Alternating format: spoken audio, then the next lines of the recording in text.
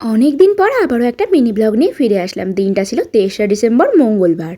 আর এই দিনটা না আমার কাছে ভীষণ স্পেশাল। কেন স্পেশাল পরে বলছি। তো ভোর 4:45টার সময় উঠে রান্না বান্না বসিয়ে দিয়েছি। আর এত ভোরে রান্না করার দুটো কারণ ছিল।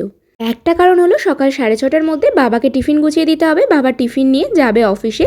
আর একটা কারণ হচ্ছে স্টুডেন্টদের পরীক্ষা চলছে, 10টার সময় আমি যাব পড়াতে। রান্নাবান্না মোটামুটি কমপ্লিট, পায়েস করলেই হয়ে যাবে। এবার চলো বলি কার জন্য এত আয়োজন। এই যে আমার মা, মায়ের জন্যই ছিল সেদিনকে এত কিছুর আয়োজন। সেদিন ছিল মায়ের জন্মদিন, তাই দিনটা আমার কাছে ছিল ভীষণ স্পেশাল।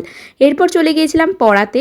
পড়িয়ে বাড়ি ফিরে মাকে সাজিয়ে গুছিয়ে বসিয়ে দিয়েছিলাম খেতে। আর খাওয়া দাওয়া কমপ্লিট করে বসে পড়েছিলাম সন্ধেবেলা কেক কাটার ডেকোরেশন করতে।